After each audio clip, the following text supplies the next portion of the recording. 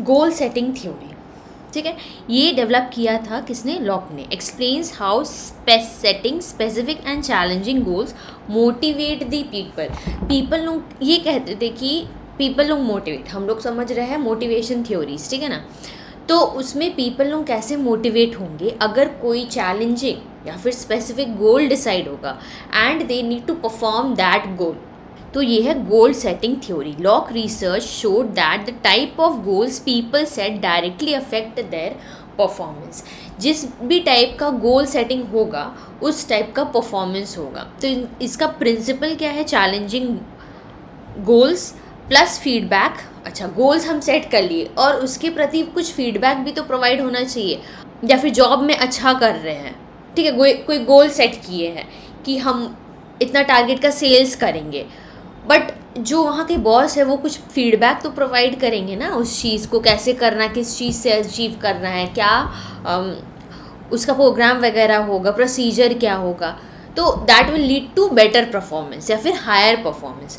जो easy goals होता है that will lead to complacency, मतलब जो इजी गोल होता है वो जल्दी कंप्लीट हम लोग कर लेते, जल्दी सेटिस्फैक्शन मिल जाता है। बट वो वेग होता है, उसका गोल उतना अच्छा नहीं होता है। While vague goals like do your best don't provide clear direction. अब इसका मतलब क्या हो रहा है कि जो गोल्स ईजी है कि आपको अचीव करना है 100%, आपको अचीव करना है 90% एग्ज़ाम में, ठीक है, so that goals will lead to completion. But जो दूसरे गोल्स है while vague goals like do your best, बस इतना कह दिया कि आप अपना अच्छा कीजिए, पर इस यहाँ क्या किसी भी टाइप का डायरेक्शन प्रोवाइड नहीं है। नाउ अब गोल्स क्या है, हाउ गोल्स एक्चुअली मोटिवेट। सो इसका 4 पार्ट में डिवीजन हुआ है। सबसे पहले जैसे हम लोग ह्यूमन रिसोर्स मैनेजमेंट में वैसे ही समझते हैं कि गोल को अचीव करने के लिए कुछ स्पेसिफिक चीज़ें होती है। सबसे पहले डायरेक्ट अटेंशन, जो भी गोल है ना उसके लिए क्लियर फोकस हमें होना चाहिए, किसी भी टाइप का डिस्ट्रैक्शन नहीं होना चाहिए। If my goal is to increase sales by 20%, वही हमने कहा कि मेरा अगर टारगेट है कि हमें कुछ अचीव करना है, हमें सेल्स इंक्रीज करना है बाय 40%, बाय 20%, बाय 10%, पर यहाँ पर ही वेग कोई चीज़, मतलब वेग कोई चीज़ नहीं हो रहा है ना, लाइक एक परसेंटेज प्रोवाइडेड है, एक क्वांटिटी प्रोवाइडेड है, तो हम अपना काम एकदम फोकस के साथ करेंगे कि हमें इतना ही टारगेट अचीव करना है। अब यही बोल दिया रहता बस कि इंक्रीज सेल्स, तो यहाँ क्या हो जाता कि ठीक से कोई चीज़ पता नहीं, कोई डायरेक्शन ही नहीं है। सो ये बिल्कुल अनरिलेटेड हो जाता है। इसीलिए डायरेक्ट अटेंशन देना चाहिए गोल्स को और टारगेट सबसे पहले फिक्स करना चाहिए। नेक्स्ट आता है मोबिलाइज द एफर्ट। अब हम लोग टारगेट अचीव करने के लिए गोल सेट कर लिए हैं, बट एफर्ट भी तो डालना पड़ेगा ना। गोल को अचीव करने के लिए हमें एफर्ट डालना होगा। Challenging goals require more effort than the easy ones. The harder the goals, अगर बहुत हार्ड है गोल बट उसका रीज़न है, जैसे हम लोग पीएचडी ही करते हैं, वो हार्ड है बट उसका रीज़न है क्योंकि हमें असिस्टेंट प्रोफेसर बनना है, राइट। देन कोई कॉम्पिटिटिव एग्जाम लाइक यूपीएससी सब कोई क्रैक करते हैं ताकि आईएएस बने, आईपीएस ऑफिसर्स बने। तो इसीलिए the harder the goal, but उसका कोई रीज़न तो होता है उसके पीछे, तो उसके लिए क्या होगा, ज़्यादा एनर्जी लगेगा, ज़्यादा हमें टाइम इन्वेस्ट करना पड़ेगा, एफर्ट डालना पड़ेगा। A goal of complete 10 clients call daily, अगर 10 क्लाइंट का कॉल हमें डेली अटेंड करना है या फिर उनसे क्वेरी या फिर क्वेश्चंस करना है, तो ये डिमांड क्या करेगा, ज़्यादा एफर्ट, है ना। डे टू डे बेसिस में ज़्यादा एफर्ट डालना पड़ेगा हमें उस काम के लिए।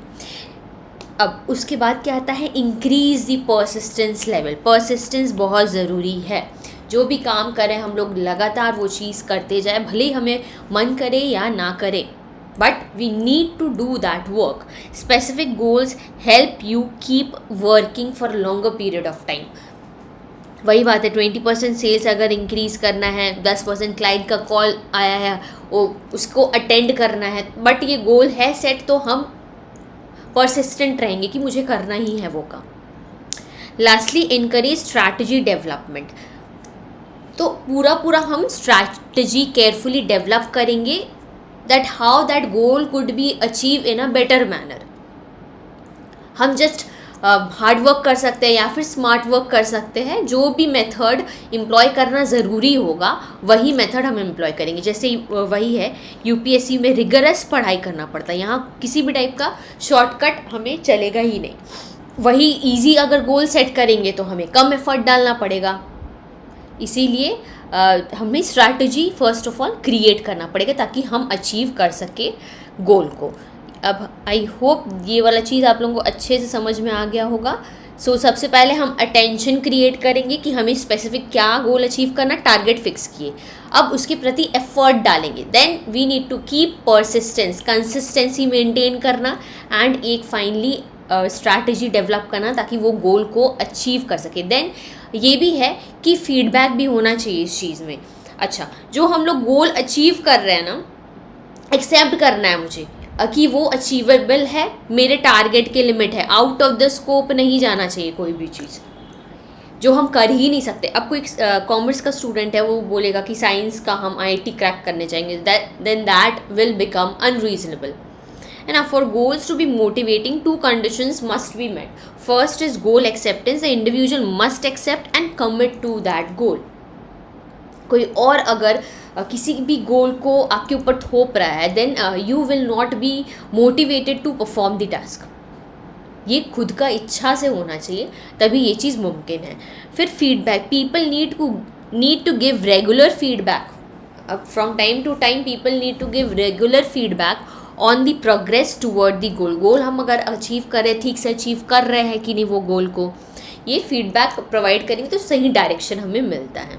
सो वेग गोल क्या है? Improve customer service. सिर्फ customer service, it is unclear that क्या कस्टमर का प्रॉब्लम है, क्या चीज़ सर्विस कैसे हम ठीक कर सकते हैं।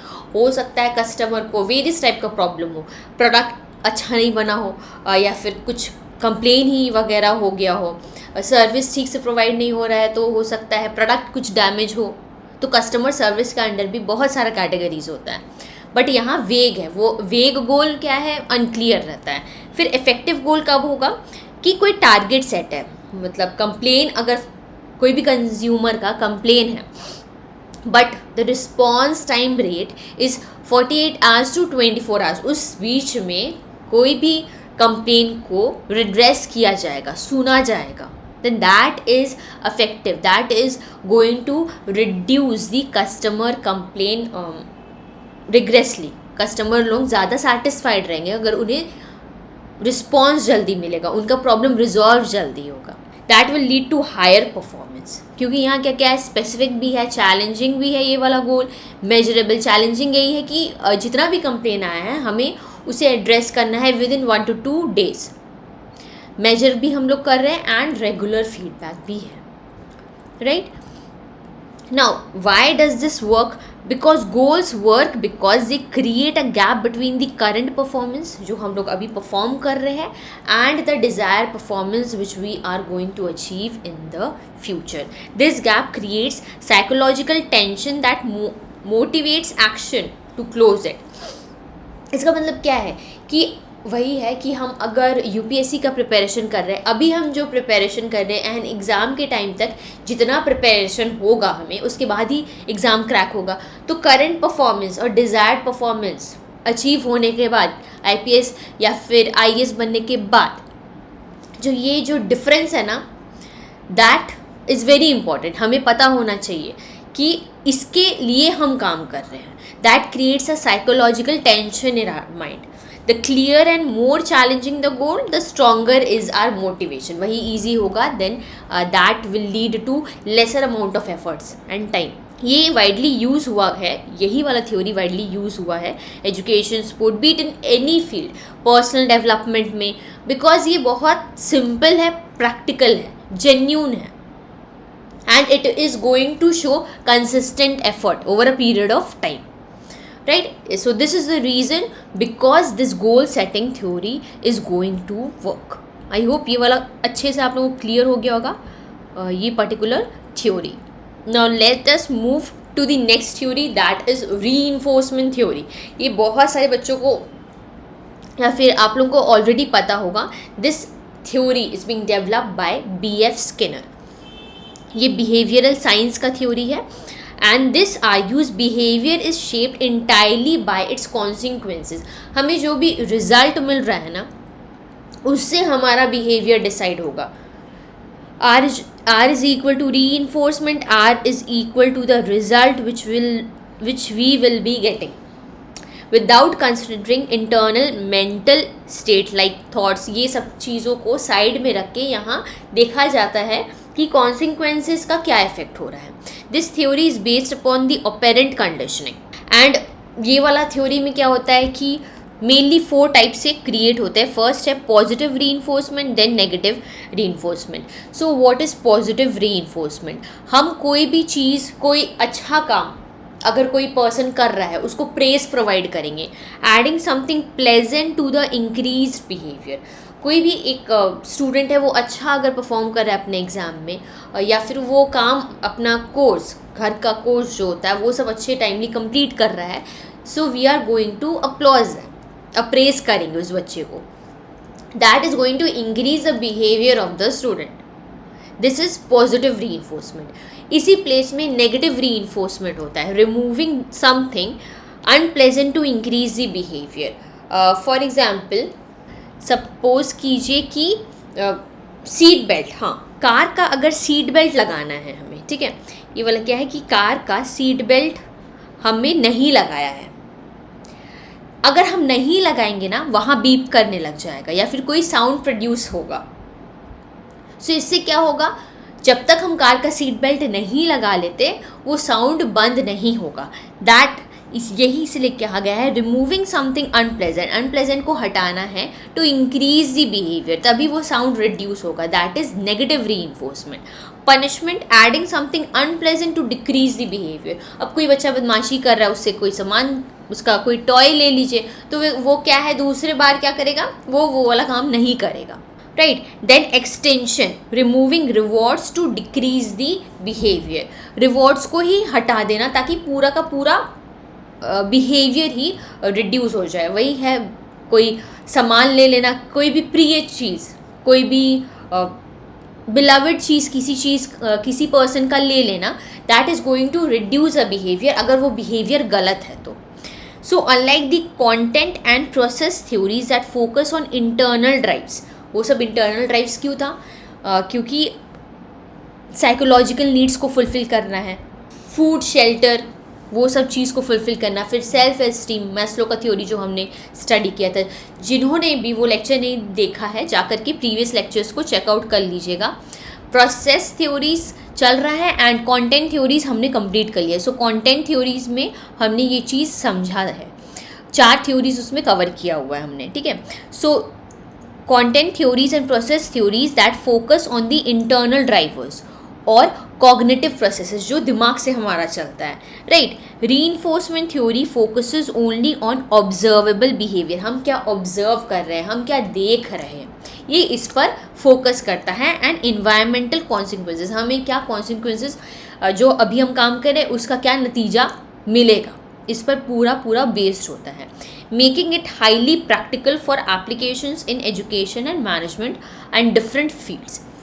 While the theory is praised for its clarity, but it is even criticized because ये बहुत ज़्यादा सिंपल है, ये इग्नोर कर रहा है कॉग्निटिव प्रोसेसेस को। देखिए, अब कोई क्या होता है कि कोई थ्योरी बना, वो प्रोसेस थ्योरी का हिसाब से बन रहा है कि कंटेंट थ्योरीज, तो सबका अलग अलग फंक्शनिंग होता है, सबका अलग अलग प्रोज और कॉन्स होता है। सो अगर एक थ्योरी हम देखेंगे तो दूसरा थ्योरी उसका क्रिटिक बन जाएगा। तो हमने अभी जो थ्योरी देखा है, तो इसमें क्या किया गया है कि कॉग्निटिव प्रोसेस को इग्नोर किया गया। कॉग्निटिव कहाँ देखा गया है, वो देखा गया है हमारा कंटेंट थ्योरीज में, राइट। सो यहाँ का ये क्रिटिक बन गया है। And potentially creating dependency on external rewards, और पूरा एक्सटर्नल रिवॉर्ड्स पर ही ये वाला थ्योरी बेस्ड है, रिजल्ट एंड एक्सटर्नल रिवॉर्ड्स। सो जो भी बच्चे नोट्स बना रहे हैं, काइंडली राइट दीज वर्ड्स, सो आपको रिमेंबर हो पाएगा जो भी चीज़ें हमने समझाया। एंड अगर ये 4 मेन टाइप्स को मेंशन कर रहे हैं, उसके बगल में एक एग्जाम्पल, जैसे कार का एग्जाम्पल हो गया, देन बच्चे से टॉय ले लिया जा रहा है, ये सब चीज़ मेंशन कर लीजिएगा। Now lastly is the self-determination theory. Now what is this theory? Right, self-determination theory, that is SDT. This was being developed by Edward L.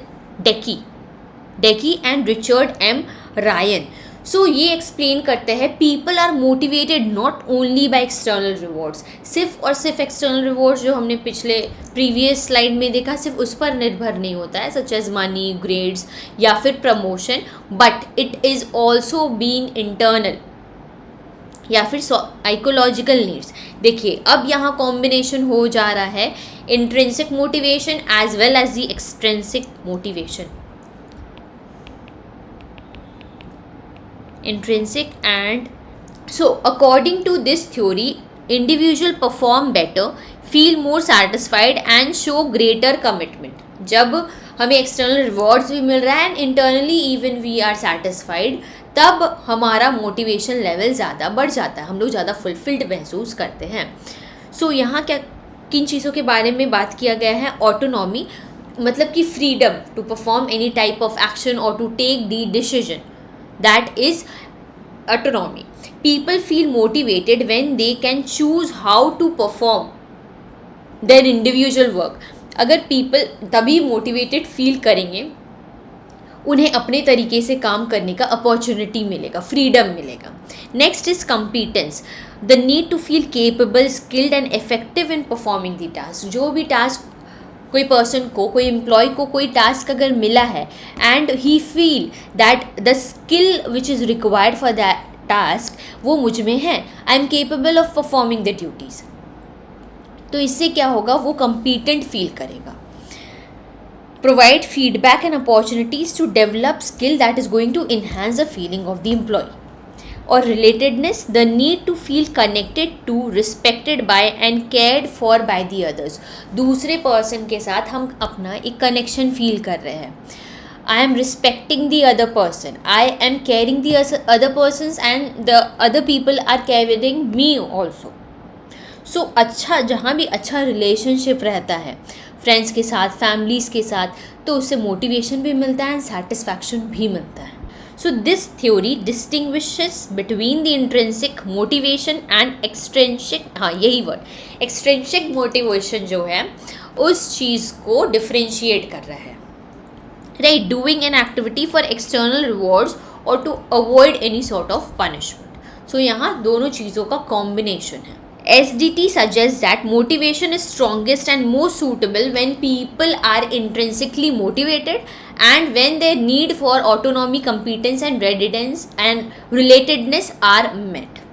कब STD के हिसाब से वही है, SDT के हिसाब से ये है कि मोटिवेशन स्ट्रॉन्गेस्ट होगा जब पीपल इंट्रेंसिकली मोटिवेटेड रहेंगे, एक्सट्रेंसिकली भी मोटिवेटेड रहेंगे. सब चीज़ ऑटोनॉमी, कम्पिटेंस एंड रिलेटेडनेस.